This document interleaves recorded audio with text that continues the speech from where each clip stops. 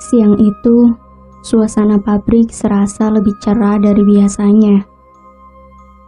Setidaknya itu yang dirasakan Tatang. Bujangan yang sudah bekerja selama 3 tahun di salah satu pabrik yang ada di pesisir Jawa Tengah.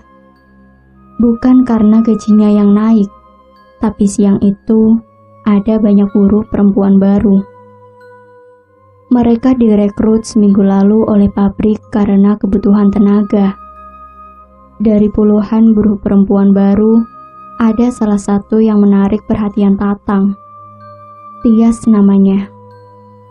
Di antara buruh lain, Tias terlihat paling bening. Kulitnya tampak bersih mengenakan seragam pabrik. Tatang yang memang terkenal playboy, mencoba mendekati Tias. Dengan bermacam rayuan, akhirnya Tias pun berhasil didekati Tatang. Sampai ke fase pacaran.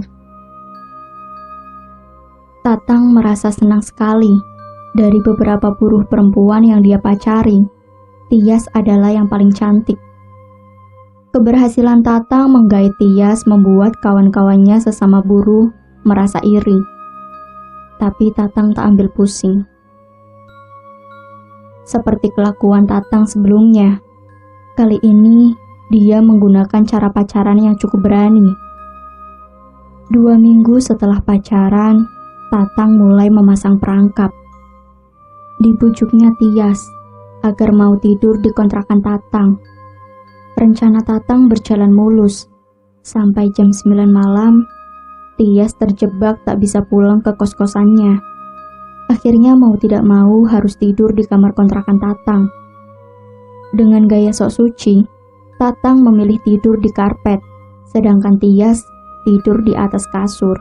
"Tidur sini saja mas, dibatasi guling," kata Tias sebelum terlelap. "Jangan dek, aku di bawah saja, gak enak, malu aku," Tatang menyahut dari atas karpet. Tak sampai 30 menit, Tias tertidur lelap. Suara dengkurannya yang halus terdengar. Tatang pun langsung berdiri setelah mendengar Tias tertidur. Coba diguncangnya tubuh Tias pelan-pelan. Tidak ada respon. Tias masih mendengkur halus. Tatang merasa girang. Nafsu laki-lakinya tiba-tiba muncul. Tangan Tatang mulai mengelus pundak Tias. Tangannya terus merembet nakal ke segala arah. Jari-jari Tatang mulai bermain. Meskipun lampu kamar dimatikan, tapi Tatang masih bisa melihat dengan jelas tubuh Tias dari cahaya lampu depan kontrakan. Nafsu Tatang semakin menggebu. Tangannya kini sudah pindah ke perut Tias, menyusup ke dalam kaos. Ia ingin memegang langsung. Begitu sampai ke bagian dada Tias, tiba-tiba Tatang merasakan ada silir angin melewati lehernya. Tatang tak menggubris. Nafsunya terlanjur tinggi. Dia semakin berani memainkan tangannya. Apalagi dilihatnya Tias tak merespon apapun. Saat jarinya menyentuh dada Tias, angin berhembus lagi. Kali ini Tatang menghentikan tangannya. Dia merasa heran kenapa bisa ada angin dari dalam ruangan. Tatang melirik kipas angin di sampingnya. Dilihatnya, kabel kipas angin itu tak terpasang. Berarti bukan dari kipas angin, batin Tatang. Dilepaskan tangannya dari tubuh Tias. Tatang menoleh ke arah gorden. Jantungnya berdegup. Dari cahaya remang-remang, terlihat seperti ada orang yang bersembunyi di belakang gorden. Tatang mulai panik. Dia khawatir ada orang yang dari tadi mengamati kelakuannya. Dengan sedikit takut, Tatang mencoba mendekati sosok itu. "Woi, siapa?"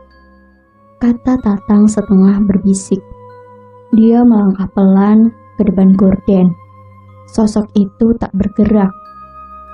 Tatang tak bisa melihat jelas bentuknya, hanya bayangan hitam di belakang gorden.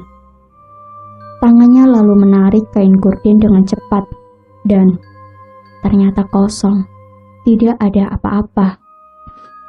Perasaan Tatang mulai tidak enak. Dia ingin kembali mencoba mengerjai Tias yang sedang tidur. Tapi, entah kenapa, suasana kamar seperti berbeda. Tatang kembali mendekati Tias.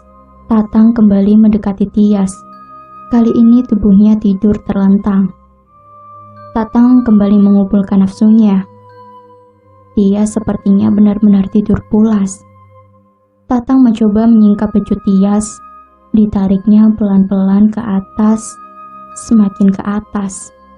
Setelah bagian dada Tias terbuka, sebuah suara terdengar. Tatang menoleh ke belakang, kosong, hanya bagian kamar yang tertimpa cahaya remang-remang. Tatang lalu menoleh ke atas. Di sana, ada sesosok makhluk dengan wajah hitam legam dan baju putih lebar. Makhluk itu menempel di langit-langit seperti cicak. Tatang ingin menjerit, tapi suaranya tak keluar. Sedetik kemudian, sosok itu jatuh dan langsung menindih tubuh Tatang. Tatang menjerit dan melolong setelah ketiban makhluk berwajah legam itu. Dia menutup matanya sambil mendorong-dorong sosok itu. Mas, kamu kenapa?" Suara Tias memecahkan ketakutan Tatang. Dibukanya kedua matanya. Tampak Tias melihat cemas ke arahnya. Tatang masih mengatur nafas. Dilihatnya sekeliling ruangan, tidak ada apa-apa. Hanya sudut-sudut ruangan dengan cahaya remang. "Ayo tidur di sampingku saja, Mas. Sepertinya kamu mimpi buruk," kata Tias sambil menarik tangan Tatang. Akhirnya, Tatang tidur di atas kasur dipisahkan guling dengan Tias. Tatang masih merasakan sensasi deg-degan yang terasa menjalar ke seluruh tubuhnya. Tak lama, Tias tertidur lagi. Sepertinya dia benar-benar kelelahan. Tatang mencoba memejamkan mata, tapi tak kunjung terlelap. Hawa kamar yang awalnya biasa saja, mendadak terasa gerah. Mata Tatang kembali tertuju ke arah gorden panjang yang menutupi jendela. Dia melihat makhluk yang tadi menindihnya tampak berdiri di antara gorden dengan tatapan tajam ke arahnya. Tatang langsung membenamkan wajahnya ke sela guling. Tubuhnya gemetar menahan takut sampai akhirnya tertidur. Esoknya, semua berjalan normal. Pelan-pelan, Tatang melupakan kejadian malam itu di kontrakannya. Setelah 3 hari berjalan, Tatang berencana mengajak Tias kembali tidur di kontrakannya. Selepas Isya, Tatang menjemput Tias di kos-kosannya yang ada di gang belakang pabrik. Tatang sengaja tidak mengirim SMS atau BBM dulu, agar Tias beralasan. Setelah sampai di depan kosan, ternyata Tias sudah duduk di depan kursi kamar, seolah sudah tahu kalau akan dijemput. Malam itu, Tias menggunakan setelan baju tipis berwarna putih dan celana jeans ketat. Tatang seperti terpesona bercampur nafsu untuk kesekian kalinya kepada Tias. Tanpa menunggu lama, Tatang mengajak Tias membeli nasi goreng untuk dimakan bersama di kontrakannya. Tias menggenggam erat perut Tatang selama di atas motor. Hati Tatang merasa berbunga. Baru kali ini dia merasa sedemikian bangga punya pacar secantik Tias. Selama di jalan, Tias tak banyak bicara. Tapi Tatang merasakan pelukan Tias seolah semakin kencang, bahkan terasa sakit. Kuku-kuku Tias seolah mencekam perut Tatang. "Sakit, Dek, jangan kencang-kencang," kata Tatang. Tapi cengkeraman tangan Tias seolah semakin menghujam. Tatang mulai merasa tak konsen. Perutnya terasa seperti dihujam pelan-pelan dengan ujung pisau. Untungnya, tak lama kemudian mereka sampai di depan warung nasi goreng. Tias langsung turun dari motor dan masuk ke dalam warung.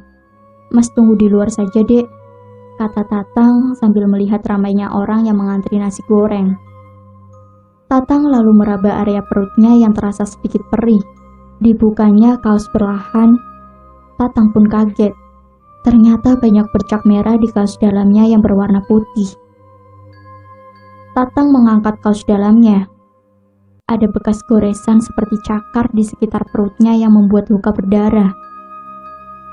Tatang meringis, heran kenapa bisa cengkeraman Tias begitu kuat, padahal dia menggunakan 2 lapis baju.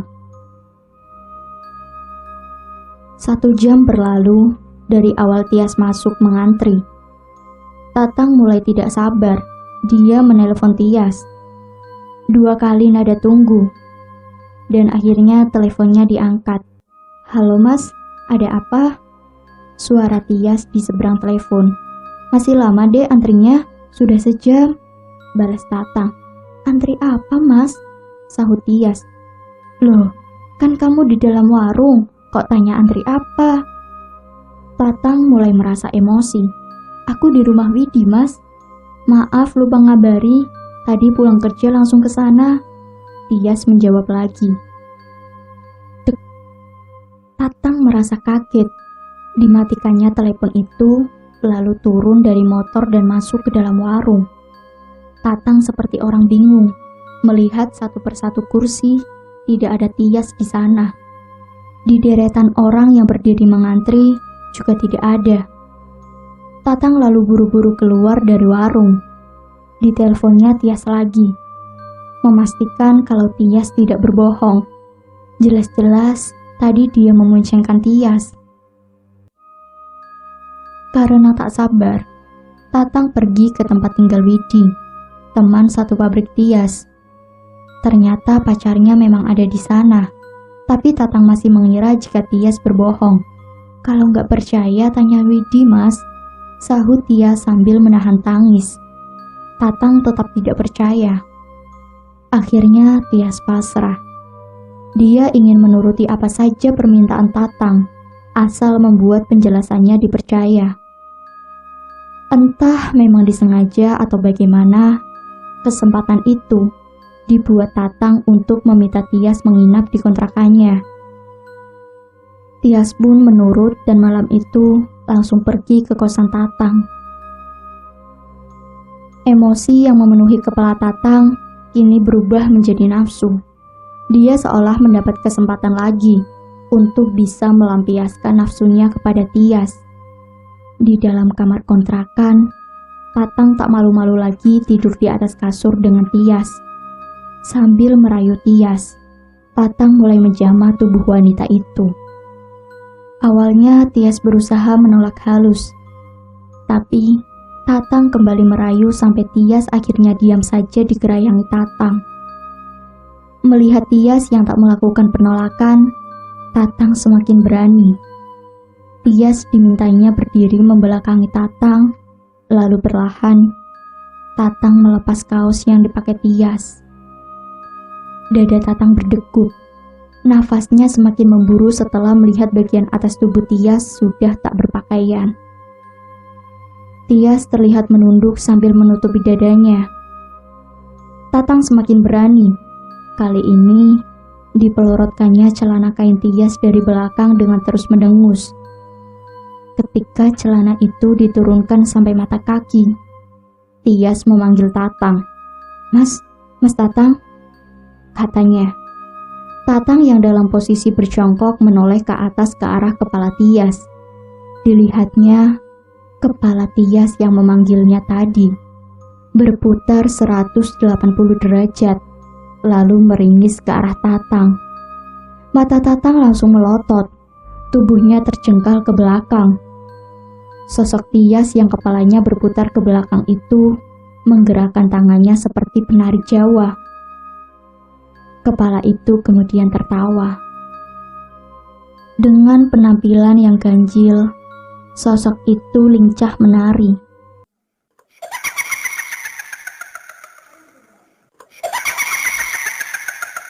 Ucap Tias sambil terus menari.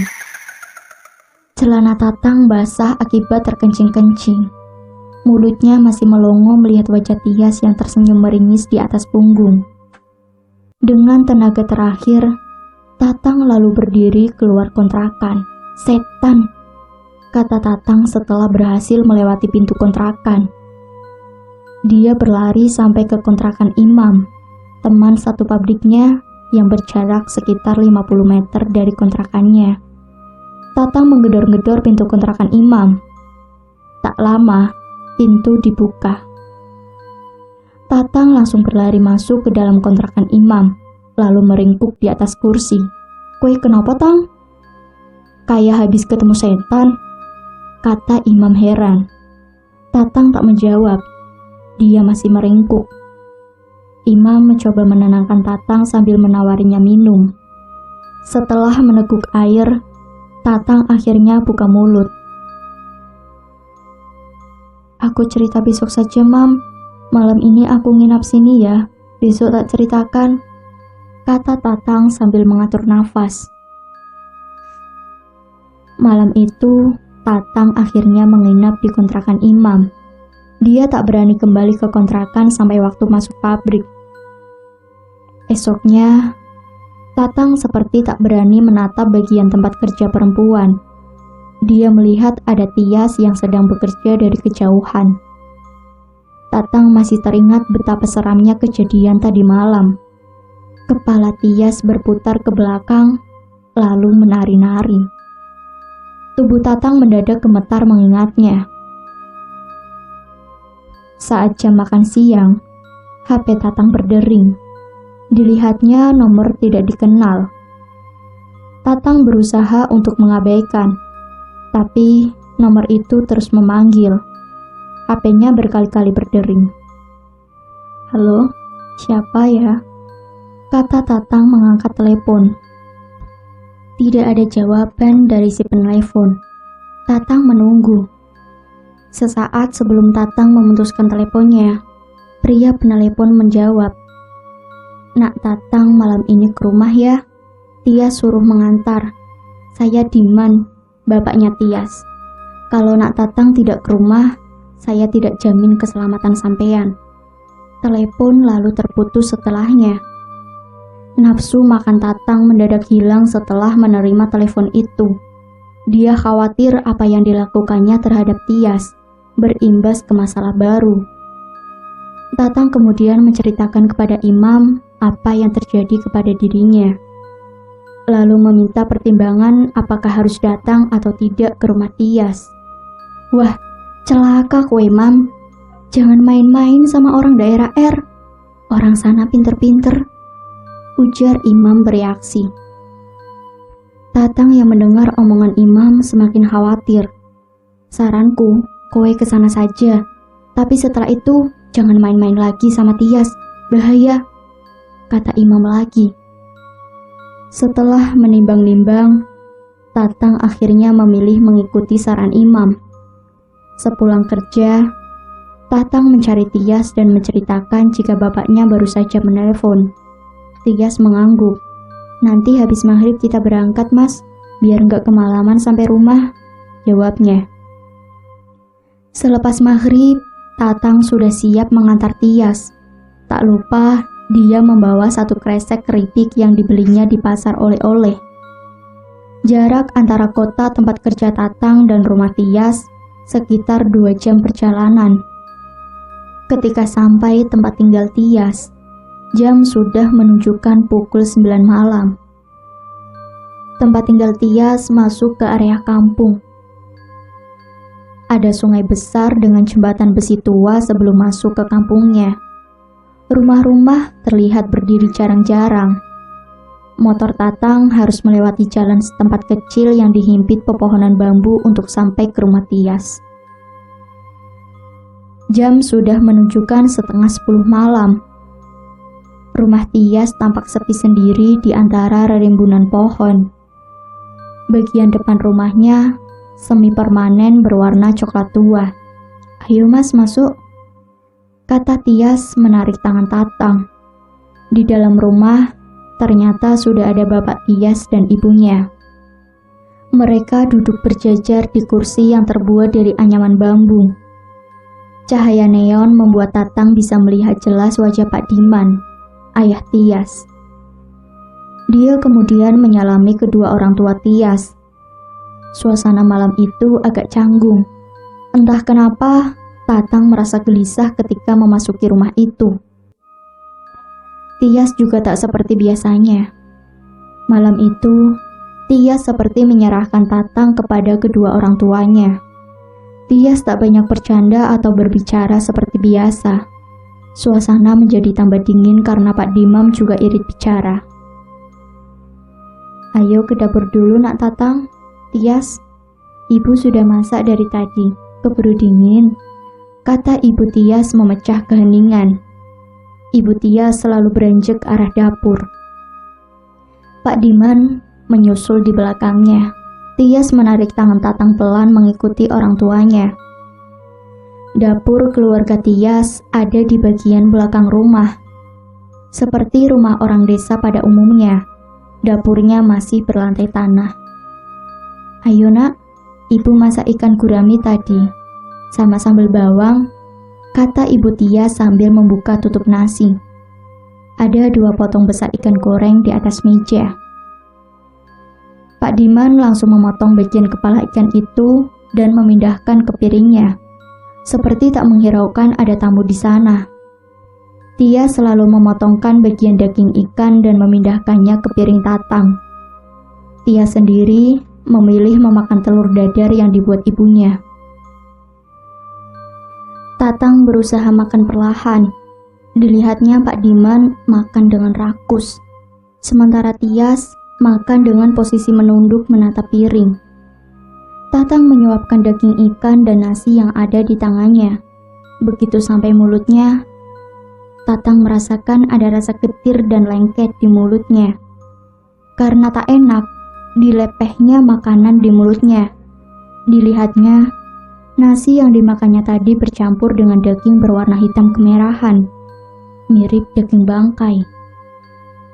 Tatang kemudian melirik ke arah piring. Ikan gurami yang tadi dilihatnya sudah berubah menjadi daging busuk berwarna hitam. Seketika Tatang langsung muntah. Dia tak kuat melihat apa yang sudah dimakannya. "Anak gak punya sopan santun!" teriak Pak Diman sambil memukul meja sesaat setelah Tatang memuntahkan makanannya. Tatang kaget setengah mati. Dilihatnya lagi ke arah meja makan. Daging busuk tadi sudah tidak ada dan kembali menjadi ikan gurami goreng. Pak Diman langsung pergi dari meja makan setelah meneriaki Tatang. Ibu Tias berusaha mendekati Tatang yang masih tampak kaget. "Kenapa nak? Tidak suka ikan ya?" kata ibu Tias sambil memijiti pundak Tatang. "Tidak apa-apa bu, saya cuma keselak," sahut Tatang. Dia lalu meminumkan air putih yang disodorkan Tias. Tatang tak melanjutkan makan malamnya. Dia ingin cepat pulang kembali ke kontrakan. Tapi ibu Tias meminta Tatang untuk menginap dan pulang subuh-subuh. Tatang mempertimbangkan situasi. Tias merayunya untuk menginap karena hari sudah terlanjur larut. "Pulang besok subuh saja mas, nanti sampai kontrakan bisa langsung kerja," kata Tias. Akhirnya Tatang pun menginap. Tias menunjukkan kamar kosong yang ada di dekat dapur. Karena sudah terlanjur lelah, Tatang tak banyak bicara. Dia langsung masuk ke dalam kamar. Setelah peristiwa makan malam tadi, Tatang lama sekali belum melihat Pak Diman. Tatang sempat melirik ke beberapa sudut rumah, tapi tidak menemukan keberadaan Pak Diman. Kamar yang ditempati Tatang berukuran cukup besar. Ada ranjang besar dengan tiang besi dan kelambu di atasnya. Cahaya kamar agak redup karena hanya menggunakan penerangan dari lampu dop 5 watt. Tatang langsung merebahkan tubuhnya di atas kasur kapuk. Entah kenapa, sejak masuk ke kamar, ada perasaan dirinya sedang diawasi. Tatang mencoba memejamkan mata, tapi pikirannya seperti sulit diajak tidur. Hidungnya berlahan menangkap bau apek mirip bau tubuh kucing. Berbagai posisi dicobanya untuk tidur, tapi tak kunjung terlelap. Tatang mulai membayangkan kejadian-kejadian aneh yang menimpanya setelah membawa Tias ke kontrakan. Tatang sebenarnya merasakan semua hal berjalan ganjil. Tapi dia merasa seperti sulit melepaskan diri dari situasi ini. Di tengah lamunannya, Tatang mendengar ada benda yang menggesek dinding kamar dari luar. Suaranya menyeret pelan seperti ada orang yang sengaja menempelkan tubuhnya di tembok sambil berjalan. Tatang langsung terduduk dari tidurnya. Dia mendengarkan suara gesekan yang seolah mengitarinya. Suara itu terus mengusik. Karena tak betah, Tatang memberanikan diri keluar dari kamar. Dibukanya pintu kayu kamar perlahan. Lampu ruang tengah rumah Tias sudah dimatikan. Tinggal lampu kantung di dapur yang menyala redup. Tatang kemudian berjalan ke arah kamar mandi karena tiba-tiba merasa ingin kencing. Tatang langsung masuk ke kamar mandi yang pintunya hanya dari kain. Begitu masuk, Tatang langsung buang air kecil. Saat tengah mengejan, dia merasakan air kencing yang dikeluarkannya terasa berat. Tatang pun menoleh ke bawah. Dari remang cahaya dapur, dia melihat air kencingnya berwarna hitam pekat. Tatang mengira itu hanya karena minimnya cahaya penerangan. Tapi lambat laun, dia merasa perih di kandung kemihnya. Tatang lalu mengeluarkan HP dari sakunya. Dinyalakan senter untuk menerangi air seni yang dikeluarkannya. Begitu diterangi, ternyata yang keluar memang bukan air kencing biasa, tapi cairan darah hitam yang sedikit kental. Tatang memundurkan kakinya. Dia mengucek matanya seperti tak percaya tentang kencing darah. Tatang lalu buru-buru menyiram sisa kencingnya dan keluar dari kamar mandi. Begitu keluar, tubuh Tatang menabrak seseorang yang berdiri di depan pintu. Nyaris saja Tatang berteriak, tapi akhirnya diam setelah tahu jika itu adalah Pak Diman. Wajah Pak Diman tampak lebih lunak kali ini. Dia tersenyum ke arah Tatang. "Nak Tatang, ayo ikut Bapak. Ada yang mau saya bicarakan," ucapnya lembut ke Tatang. Pak Diman lalu berjalan ke arah kamar yang tadi ditempati Tatang. Di belakangnya, Tatang yang masih mengatur nafas mengikuti Pak Diman. "Duduk nak," kata Pak Diman mempersilakan Tatang menduduki kursi kayu yang ada di dekat kasur. Tatang langsung menurut. Pak Diman berdiri di sampingnya. "Nak Tatang senang sama anak saya?" tanya Pak Diman. Tatang menjawab dengan sedikit gagap. Dia tidak menyangka pertanyaan Pak Diman. Iya Pak, saya suka. Kita juga sudah pacaran," jawab Tatang. Pak Diman mengangguk lalu berjalan pelan ke belakang kursi yang diduduki Tatang. Posisinya sekarang ada tepat di belakang Tatang. "Tias, masuk Nduk," teriak Pak Diman. Pintu kayu kamar berderit pelan. Perlahan, Tias muncul sambil tersenyum ke arah Tatang. Tias tampak lebih cantik di mata Tatang malam itu. Di belakang langkah Tias, rupanya ada sosok lagi. Dia tidak berjalan seperti biasa, tapi merangkak. Sosok itu menggunakan pakaian putih lebar dengan wajah legam dan rambut awut-awutan. Tatang langsung tersentak. Dia ingat sosok inilah yang ditemuinya di kamar kontrakan beberapa waktu lalu. Tatang berusaha berdiri dari kursi, tapi tubuhnya tak bisa digerakkan, seperti menancap di kursi. Sosok berwajah legam itu mulai tertawa sambil menatap Tatang. Tatang menguncang-uncangkan tubuhnya, berusaha sekuat mungkin agar bisa lepas dari kursi. Matanya kemudian beralih menatap Tias. Tapi Tias yang dilihatnya kini sudah berubah. Kepalanya berputar ke arah belakang. Jadi Tatang hanya bisa melihat bagian belakang kepala Tias. Kepala itu lalu berputar lagi ke arah berlawanan sehingga terlihat leher Tias seperti kain yang diperas. Tatang berusaha memejamkan mata. Tapi dari belakang, Pak Diman membeliak mata Tatang dan memaksanya tetap terbuka. Tangan Pak Diman terasa kasar. Tatang mulai menjerit tapi suaranya tak keluar sama sekali. Sosok Tias yang tampak mengerikan kini menari mendekati tubuh Tatang. Guncangan tubuh Tatang tak berhasil membuatnya terlepas dari kursi. Air mata sudah mengalir karena dipaksa terus terbuka. Bola matanya melirik ke samping, ingin melihat Pak Diman yang terus memegangi kelopak matanya. Sosok Pak Diman yang mencekramnya sudah berubah menjadi makhluk berbulu hijau besar dengan mata putih. Tubuh Tatang seketika lemas, lalu semuanya mendadak gelap. Tatang baru mulai membuka matanya setelah dia merasa ada yang menarik-narik pundaknya. Dengan keadaan lemas, Tatang mengumpulkan kesadarannya. Dilihatnya ada seorang pria berusia 50 tahunan membawa sabit memotongi batang bambu kecil di sekeliling tubuh Tatang. Ternyata Tatang bangun dalam keadaan terjepit di tengah rimbunan pohon bambu. "Kok bisa ada di sini kamu, Le?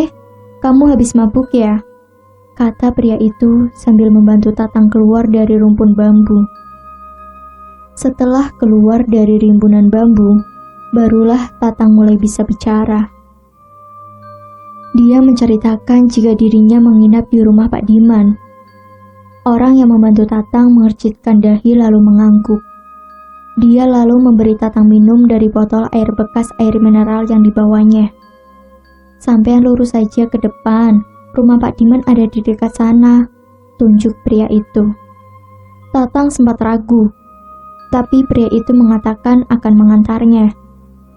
Setelah 10 menit duduk, Tatang lalu berjalan ke arah rumah Pak Diman. Sambil berjalan, orang itu menceritakan jika Pak Diman adalah orang pintar. Sering dimintai tolong orang untuk membantu urusan-urusan gaib. "Itu Le rumahnya, Bapak mau lanjut ke kebun dulu. Jalan terus saja," kata pria itu. Tatang melihat dari luar rumah Pak Diman, ada motornya yang terparkir. Tatang merogoh saku mencari kunci motornya. Nyali Tatang sebenarnya sudah ciut begitu melihat rumah Pak Diman.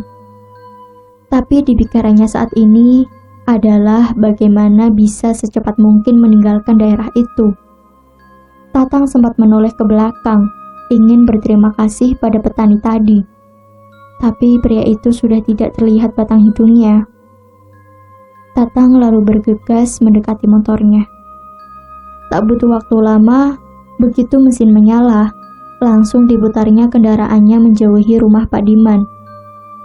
Setelah melaju 50 meter, Tatang menoleh ke belakang. Dilihatnya gorden rumah Pak Diman terbuka. Ada Ibu Tias dan Tias yang tersenyum ke arahnya. Tatang menancap gas motornya. Jalanan setapak tak dirasakannya. Motornya terus dipacu sampai akhirnya tiba di kota tujuannya. Tatang saat ini memilih tak masuk kerja dan langsung ke rumah Amin.